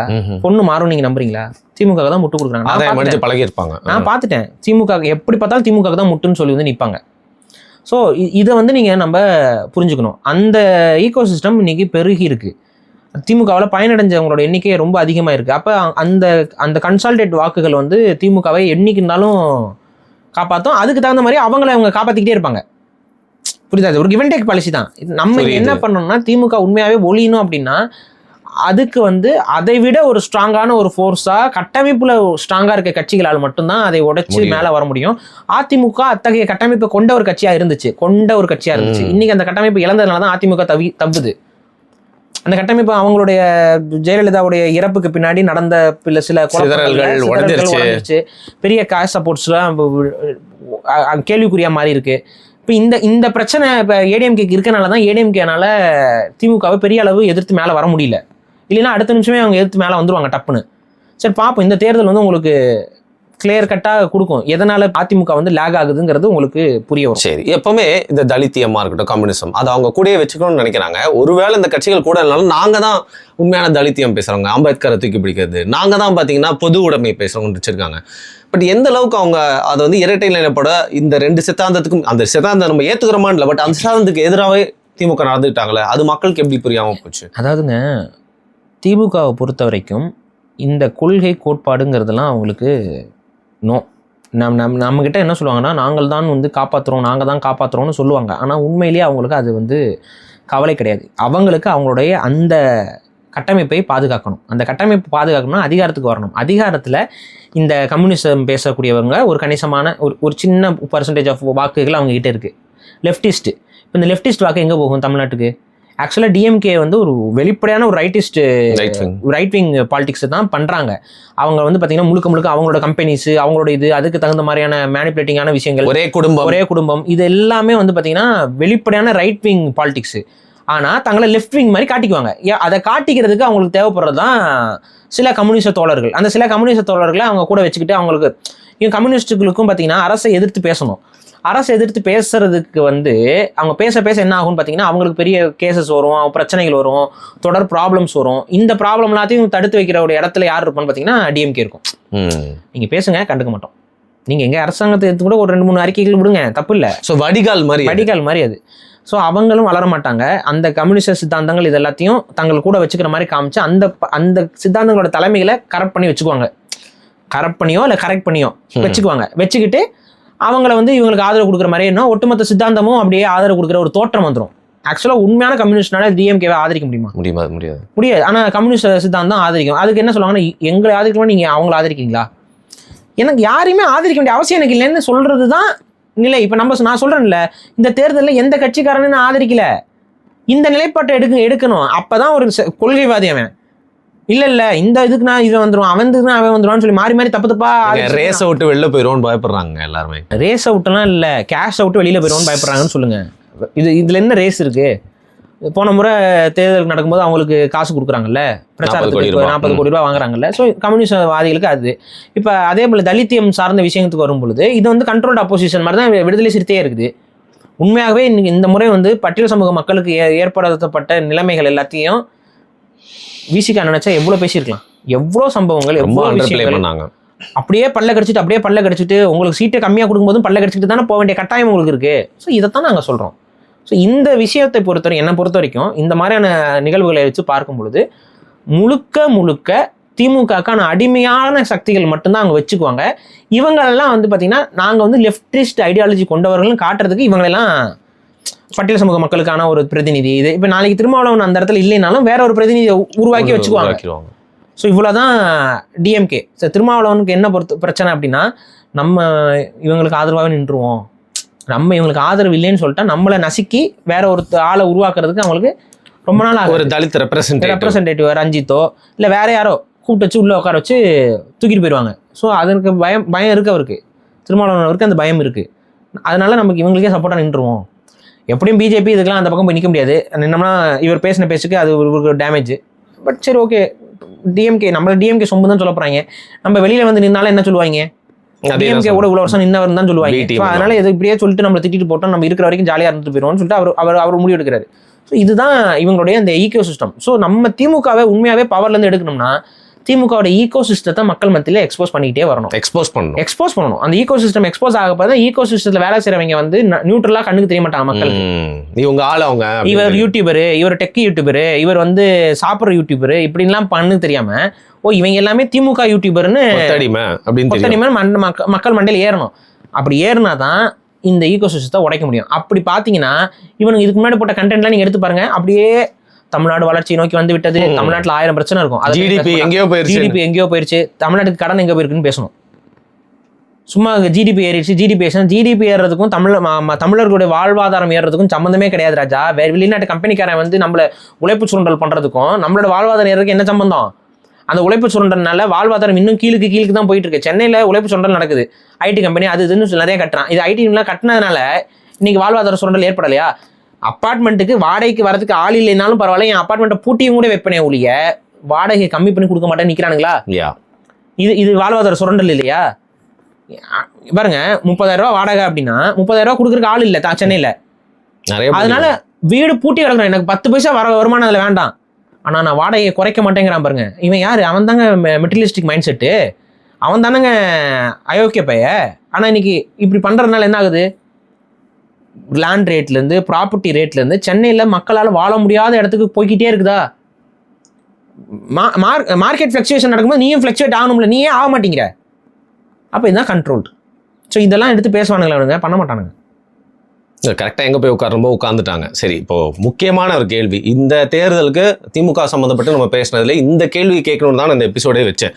இப்போ இருக்கிற அரசியல் சினாரியோவில் திமுக அந்த மொழி போராட்டம், சாதிய ரீதியான பார்ப்பனர் வந்து ஆதிக்கம், அதெல்லாம் இப்போ இல்லை. இன்னைக்கு ட்ரெண்ட் வந்து பார்த்தீங்கன்னா மதவாத சக்தியான பாஜக அதிமுக கூட இருக்கு. அதனால எல்லாரும் எங்ககிட்ட வாங்க. தமிழர்கள் பொதுவாகவே பார்த்தீங்கன்னா மத ரீதியாக சிந்திக்காம இருப்பாங்க, பெரும்பான்மை மக்கள். அதை தாண்டி சிறுபான்மையினர் ஓட்டான இஸ்லாமியர் ஓட்டு, கிறிஸ்தவர் ஓட்டு, அண்ட் ஏற்கனவே வந்து பார்த்தீங்கன்னா நான் தமிழ் ஸ்பீக்கிங் பாப்புலேஷனான தெலுங்கு பேசுறவங்க எல்லாருமே கன்சாலிடேட் பண்ணி உள்ள கூட்டு வந்து வச்சிருக்காங்க. ஸோ இது வந்து ஒரு பெரிய சாதகமாக அமைச்சிட்டாங்க. என்னைக்குமே கிறிஸ்தவர்களுக்கும் இஸ்லாமியர்களுக்கும் வந்து நிஜமாவே அவங்க துணை நின்றுருக்காங்களா? இந்த வாட்டியும் வந்து ஏமாற போறாங்களா சிறுபான்மையினர்? நான் வந்து இந்த தேர்தல் முடிவில் புரிஞ்சிடும் எல்லாருக்கும், நான் ஏன் தலைவாடா அடிச்சுக்கிட்டேன். ஏடிஎம்கே இந்த முறை பாஜகவோட கூட்டணி வைக்கக்கூடாது நான் தலைவாடா அடிச்சுக்கிட்டதுக்கான காரணம் ஏடிஎம்கேக்காக சப்போர்ட் பண்ணி பேசுகிறவங்களுக்கே தேர்தல் முடிச்சு புரிய வரும். ஏன்னா தமிழக மக்களுடைய பார்வை என்னங்கிறது இன்னும் நிறைய அரசியல்வாதிகளுக்கே புரியாமல் இருக்குங்கிறது தான் இதோட வேதனையிலும் வேதனை. இந்த இடத்துல மக்கள் எப்பவுமே சட்டமன்ற தேர்தல் அப்படின்னு வரும்பொழுது மாநில உரிமைகள் பேசக்கூடிய கட்சிகளுக்கு தான் என்றைக்குமே ஆதரவு நிற்பாங்க. நீங்கள் நல்லா நோட் பண்ணிங்கன்னா டிஎம்கே ஒவ்வொரு முறையும் அது அதிகாரத்தில் இருக்கும்போது மாநில உரிமையெல்லாம் பேசாது, மக்கள் உரிமையெல்லாம் பேசாது. ஆனால் தேர்தல் டைம்லையும் அதிகாரம் இல்லாத நேரத்துலையும் பார்த்தீங்கன்னா அதை தான் பேசும், அதை மட்டும்தான் பேசும். இப்போ நீங்கள் பாருங்க என்னென்ன பேசிட்டு இருக்காங்க, டீலிமிட்டேஷன் எல்லாம் அதான் பேசுவாங்க. ஸோ இதை மக்கள் வந்து புரிஞ்சுக்கணும். திமுக இருக்கலே ஒன் ஆஃப் த கரப்டஸ்ட் பார்ட்டி. அது சொல்றது எதுவுமே உண்மை பொய் அப்படின்லாம் நீ பார்க்க தேவையில்ல. அது ஒரு தப்பான ஒரு சாத்தான் வேதம் ஓதுதுன்னா என்ன பேரு, அப்படிப்பட்ட ஒரு சாத்தானா தான் நான் திமுகவை பார்க்குறேன். ஸோ திமுக சொல்கிற எந்த ஒரு விஷயத்தையுமே நீங்கள் நம்பணும்னு அவசியம் இல்லை. நாளைக்கே அதை மாற்றியும் பேசுவாங்க, தேவைப்பட்ட பாஜகவோட கூட்டணியும் வைப்பாங்க, கூட்டணியும் வச்சிருக்கிறாங்க தான். ஸோ இதெல்லாம் மனசில் ஏற்றிக்கோங்க. திமுக சொல்கிற எதையுமே நம்பிக்கிட்டு நீங்கள் வாக்குப்படாதீங்க. திமுகவுக்கு நீங்கள் வாக்கு போடுறீங்கன்னா that means only one thing, you are standing with a corruption force. வேறு ஒன்றும் கிடையாது. ஒரு கரப்டான ஒரு கூட்டத்திற்கு நீங்கள் ஆதரவாக நிற்கிறீர்கள் என்பது மட்டும்தான் அதை காட்டுகிறத ஒழிய நான் இதற்காக நான் நிற்கிறேன் அதற்காக நிற்கிறேங்கிறத காட்டலை. பட் துரதிருஷ்டவசமாக இந்த முறை தேர்தல் கூட்டணியில் பிஜேபியோட கூட்டணி வந்து பிஜேபி அண்ட் ஏடிஎம்கேவோட கூட்டணின்னு இருக்கிறனால no way to point Muslims and Christians ஓட்டு. இஸ்லாமியர்களுக்கும் கிறிஸ்தவர்களுக்கும் வேறு ஆப்ஷனே கிடையாது. எப்படி பாஜகவுக்கு போய் போடுவாங்களா? ஸோ ஆட்டோமேட்டிக்காக இது வந்து கன்வெர்ட் ஆகாது. வாக்கு வந்து கன்வெர்ட்டர் வந்து பெரிய அளவு அடி வாங்கும். டிசைடிங் ஃபேக்டராக எப்பவுமே சிறுபான்மை வாக்குகள் இருக்கும். ரொம்ப சர்ப்ரைசிங்காக விஜயோட வருகை வந்து திமுகவுக்கு போகிற சிறுபான்மை வாக்குகளை கொஞ்சம் அடித்து பிரிக்கலாம்.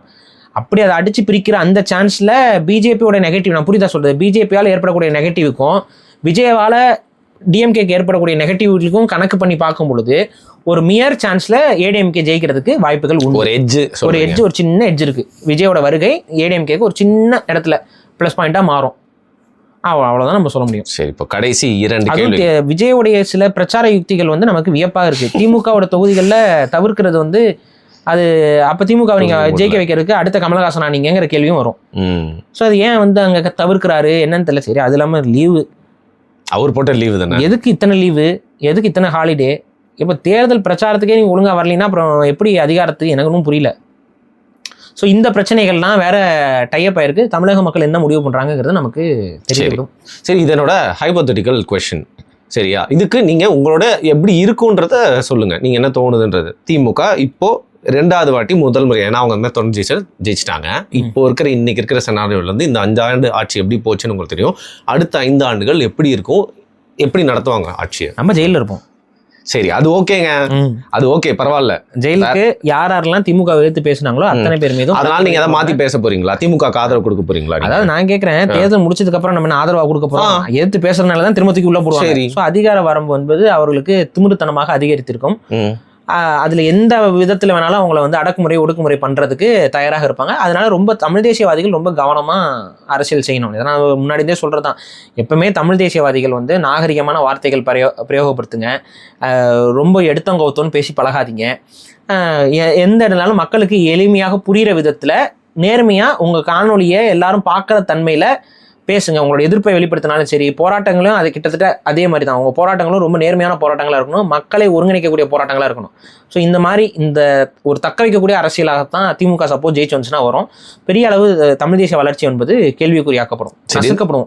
அதிகமான கொள்ளை, ஊழல், அராஜகம் அதிகரிக்கும். அதே அப்படியே தான் இருக்கும். திமிராயிரும்ல கண்டிப்பா. 2வது வாட்டி வரும்போது அவங்களுக்கு அதிக திமிர் வரும். சரி, பவர் டிரான்சிஷன்ல இப்போ முதல்வராக இருக்கக்கூடிய ஸ்டாலின் அவர்களை வந்து பாத்தீங்கன்னா ஓகே, வயது மூப்பின் காரணமா ஓய்வு கொடுத்துட்டு துணை முதல்வராக இருக்கிறவரு அது நடக்கும் இல்லையா? வந்து அடுத்த டேர்ம்ல வந்து டிஎம்கே ஜெயிச்சதுன்னா maybe within a year Udhayanidhi Stalin வந்து பவருக்கு வந்துருவாப்ல.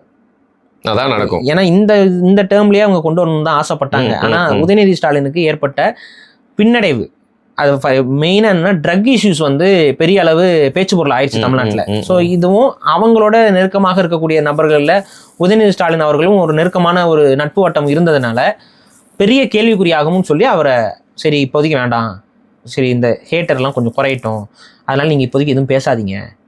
நீங்கள் பாருங்கள், உதயநிதி வந்து அவர் முன் வச்சு நிறைய பிரச்சாரம் நடக்கல. ஸ்டாலின் அவர்களே முன் வச்சுட்டு வராங்களா? அதுக்கு ரீசன் என்ன? இப்போதைக்கு எதிர்ப்பை சம்பாதிக்க வேணாம். ஏன்னா அதிகாரத்தை கையில் கொடுக்கும்போது எதிர்ப்பு டக்குன்னு வந்துடக்கூடாதுங்கிறதுனால எதிர்ப்பை சம்பாதிக்காதீங்கன்னு சொல்லி ஒரு இடத்துக்கு கொண்டு போயிட்டு இருக்காங்க. ஓகே, சரி, லாஸ்ட் கொஸ்டின். ஒருவேளை திமுக தோத்துருச்சுன்னா என்ன ஆகும்? அந்த கட்சி என்ன ஆகும்? ஏன்னா இப்ப கனிமொழி வந்து அந்த பவருக்கு ட்ரை பண்றாங்க. அப்படியா? நான் என்ன சிம்பிளா சொல்றேன், திமுக தோத்தாலும் அவங்க சர்வைவல் கெப்பாசிட்டி அதிகம் திமுகக்கு. ஏன்னா அவங்க கிட்ட கட்டமைப்பு இருக்கு. நீங்க டார்கெட் மாதிரி பேசிட்டு இருக்கீங்க. ஆமாங்க, அவங்க கிட்ட கட்டமைப்பு இருக்கு. ஸோ திமுக வந்து ஒரு டிக்கிங் டைம் பாம் மாதிரி தான். அது எங்க இருந்தாலும் அது வந்து அது என்னைக்கு இருந்தாலும் ஒரு நாள் வெடிக்கும், அது அப்படிதான் ஆக்டிவேட் ஆகும். ஸோ அதனால திமுகவோட கட்டமைப்பு இருக்கிற வரைக்கும் திமுகவுக்கு பலம். அது எப்போ ஒழியும்னா, திமுகவை விட வலுவான கட்டமைப்பு எந்த கட்சி கட்டமைக்குதோ அந்த கட்சி மட்டும்தான் திமுகவை எதிர்த்து நிற்பதற்கான திராணி இருக்கும். அது ஒரு காலத்தில் ஏடிஎம் கிட்ட இருந்துச்சு. இப்போ ஏடிஎம்கே கிட்ட அந்த கட்டமைப்பு சரிஞ்சிருக்கு. ஸோ அதை வந்து அவங்க ஏடிஎம்கே சரி செஞ்சுக்குவாங்களா என்னங்கிறது நமக்கு தெரியல. அதை நம்ம கால ஓட்டத்தை தான் பார்க்கணும். ஆனால் எந்த ஒரு தமிழ் தேசிய இயக்கமும் கட்சியும் திமுகவை நாளைக்கு எதிர்த்து அதிகாரத்துக்குள்ள வந்து உட்காரணும் அப்படின்னா கட்டமைப்பு இல்லாமல் சாத்தியம் இல்லை. ஸோ கட்டமைப்பில் தான் எல்லா தமிழ் தேசிய அமைப்புகளும் கவனம் செலுத்த வேண்டும். ஏன்னா நமக்குன்னு ஈகோ சிஸ்டமும் கிடையாது. அந்த ஈகோ சிஸ்டத்தை உருவாக்குறதுக்கு நம்ம முயற்சியும் பண்ணலை. இவங்க எல்லாம் என்ன பண்ணுறாங்கன்னா ஒரு கட்சிக்கு சப்போர்ட் பண்ணுறதுங்கிறது ஈகோ சிஸ்டம் நினைக்கிறாங்க. அது கிடையாது. இப்போ திமுகவுக்கு சப்போர்ட் பண்ணுற எவனுமே திமுக காரன் மட்டும் கிடையாது, நிறைய தரப்புல இருந்து வருவாங்க. அதுதான் இந்த ஈகோ சிஸ்டம். அந்த ஈகோ சிஸ்டத்தை நீங்க உருவாக்கணும். அந்த ஈகோ சிஸ்டத்தெல்லாம் உருவாக்குற பக்குவம்லாம் நிறைய பேருக்கு கிடையாது. ஏன்னா இவங்களுக்கு என்னன்னா ஒரு சின்ன விமர்சனத்தை கூட தாங்கி கொள்ற சக்தியோ இதோ இல்லை. ஒரு சின்னதாக ஒருத்தன் பேசினா அவனை எதிரியாக்கி அவனை கடிச்சு குதறிடணும், அவனை கெட்ட வார்த்தை சொல்லி திட்டி, அது மாதிரி தான் சிந்தனை இருக்கு. அந்த சிந்தனை இருக்கிறனால கட்டமைப்பு உங்களுக்கு வலுவாகாது. கட்டமைப்பு வலுவாகாத யாரும் திமுகவை எதிர்த்து நிற்க முடியாது. இது விஜய்க்கும் பொருந்தும். உங்ககிட்டயும் கட்டமைப்பு கிடையாது, எக்ஸ்போஸ் ஆயிட்டாங்கல்ல, அதுல அவங்க உங்களுக்கும் கட்டமைப்பு கிடையாது. கட்டமைப்பு இல்லாம யாராலையும் இப்ப இந்த முறை அவங்க என்ன வாக்கு வாங்குறாங்களோ அதை வச்சுனாச்சும் கட்டமைப்பை ஸ்ட்ராங் பண்ணாதான் விஜய்னாலே அடுத்த கட்டத்துக்கு நிக்க முடியும். இல்லைன்னா இந்த எலெக்ஷன்ல வாங்குற வாக்கு அடுத்த எலெக்ஷன்ல வராது. அவரையும் காலி பண்றாங்கல்ல இந்த 5 வருஷம். ஆமா, இப்ப இந்த எலெக்ஷன்ல ஒரு வாக்கு வரும்ல, ஒரு 15 to 20 அந்த மாதிரி வருது இல்ல, இந்த வாக்கும் அடுத்த எலெக்ஷனுக்கு இது நிக்காது. அது ஏன் நிக்காதுன்னா கட்டமைப்பு உங்ககிட்ட இருக்காதுன்னு அர்த்தம். அப்ப கட்டமைப்பு நீங்க ஸ்ட்ராங் பண்ணீங்கன்னா தான் அதை தக்க வைக்க முடியும். இவ்வளோ விஷயம். ஓகே, நான் ஏன் தோத்துருவாங்கன்னு சொல்லிட்டு அந்த கேள்வி கேட்டேன்னா, ஒரு தோத்துட்டாங்க அப்படின்னா அங்கே வந்து ஒரு பவர் ஸ்ட்ரகிள் வரும், உதயநிதியா கனிமொழியான, அதன் மூலியமா கட்சி இரண்டா பிளவு போறதுக்கு வாய்ப்பு. அந்த மாதிரிலாம் வராது. அந்த பவர் ஸ்ட்ரகிள் வரதா இருந்தால் கனிமொழி அவர்கள் என்னைக்கோ அதை செஞ்சிருக்கலாம். கனிமொழி அவர்களுக்கு அந்த கெப்பாசிட்டி இல்லைன்னு தான் நான் பார்க்குறேன். ஓகே, அந்த ஃபைட் அவங்க ஃபைட் அவங்க பண்ற மாதிரியே தெரியலையே. பண்ணாங்களா? மித்தவங்களாம் பண்றாங்க. மித்தவங்களாம் பண்ணும்போது அவங்களுக்கு சந்தோஷமா இருக்கு. கனிமொழி அவர்களை உதயநிதியோட ஈக்குவலாக பேசும்போது அவங்களுக்கு சந்தோஷமா இருக்கு. ஆனால் நீங்கள் என்னைக்கா பேசியிருக்கீங்களா? என்னைக்கா ஒரு வார்த்தை, ஒரு இன்சிடென்ட்டு? அப்புறம் என்ன நீங்கள் இது பண்ணுறது? ஸோ அவங்களே அதுக்கு தயாராக இல்லை. நீங்கள் சும்மா அவங்களுக்கு வேண்டப்பட்டவங்களும் இவங்களுக்கு வேண்டப்பட்டவங்களும் மாறி மாறி மோதிக்கிறதுல எந்த பிரயோஜனமும் இல்லை. எதுவும் நடக்க போகிறதும் கிடையாது. இப்போ அழகிரி வந்து ஒத்து வராது இது பண்ண அவர் டேரெக்டாகவே வெளிப்படையாகவே பண்ணாரு போனாரு. அதுக்கப்புறம் அவர் ஒத்து வராதுன்னு சொல்லி ஒதுங்கி போனாரு. அது வேற. இப்போ உங்கள் மகள் குமரி இருக்காங்க ஒரு ஜூனியர் விடன் பேட்டியில், அவங்க ஒதுங்கி போனாங்க, அது வேற. ஆனால் இவங்க எந்த நடவடிக்கை எடுக்கலையே. அப்படியே முழுக்க அண்ணன் அப்படி தானே பார்க்குறாங்க. ஸோ இது எடுபடாது. சரி, ஓகே. இப்போ இவ்வளோ சாதகமான சூழ்நிலை இருந்தாலும் ஆச்சரியங்கள் நடக்கலாம், அற்புதங்கள் நடக்கலான்ற வாய்ப்பு இருக்குது. ஸோ ஒரு அனாலிசிஸ் திமுக அப்படிங்கிற கட்சியை பற்றி தேர்தலுக்கு முன்னாடி பண்ணால் கரெக்டாக இருக்குமே நினச்சி நீங்கள் எப்போவுமே பேச போகிறது தான். அதெல்லாம் வந்து தேர்தலுக்கு முன்னாடி ஒரு நினைவூட்டெல்லாம் மக்கள்கிட்ட கொண்டு போய் பேசணும்னு நினைக்கிறேன். ஸோ திருப்பியும் உங்ககிட்ட கேட்குறேன், விடை தெரியும், எனக்கும் தெரியும், பார்க்குறவங்களுக்கும். மீண்டும் திமுக ஜெயிச்சாலும் இதே வீரியத்தோட தொடர்ந்து வந்து அவங்கள சுட்டிக்காட்டி தவறுகளை சுட்டிக்காட்டுற வேலையை தொடர்ந்து செஞ்சு நமக்கு நம்மளோட செயல்பாடுங்கிறது நம்ம செயல்படும் போதே நமக்கு தெரிய வரும். ரெண்டாவது, இப்போ வரைக்கும் பேசுகிறப்ப நம்ம வந்து ஒரு ஊடகவியலாளர் போல தான் பேசிக்கிட்டு இருக்கோம். இயக்கம் இன்னும் தொடங்கவும் படலை. இயக்க தொடக்கம் தேர்தல் முடிச்சுன்னு நம்ம சொல்லியிருக்கோம். இயக்கம் தொடங்கினதுக்கப்புறம் நம்மளோட செயல்பாடுங்கிறது மக்களுக்கு தெரிய வரும். ரைட். ஸோ இந்த 5 வருஷம் வந்து பார்த்தீங்கன்னா ஆளுங்கட்சியாக திமுக வந்து நீங்கள் ஆக்டிவாக இருக்கிற முதல் 5 வருடங்களில் எந்த பிரச்சனைக்கும் நம்ம பேசாமல் இருந்ததே இல்லை. எல்லாத்துக்கும் காணொலி போட்டிருக்கோம், எல்லாத்துக்கும் குரல் கொடுத்துருக்கோம். ஸோ இதை பேசுனீங்களாடா அதை பேசிங்களான்னு சில பேர் கேள்விகளோட வருவாங்க. நீங்கள் தான் பார்க்கலீங்க, எல்லாமே பேசியாச்சு. ஸோ தொடர்ந்தும் பேசுவோம்னு சொல்லியிருக்கீங்க. ஸோ மக்கள் நல்ல முடிவாக எடுப்பாங்க. இவ்வளோ பேசியிருக்கோம், என்ன பண்ணுறாங்க அப்படிங்கிறத பார்க்கலாம். திமுகவை எப்படியாவது தோக்கடிச்சிருங்க. ஜெயிச்சு வந்துச்சு அப்படின்னா எல்லாருக்கும் கஷ்டம் தான். எங்களுக்கும் கஷ்டம், உங்களுக்கும் கஷ்டம். நன்றி பாரி. நன்றி.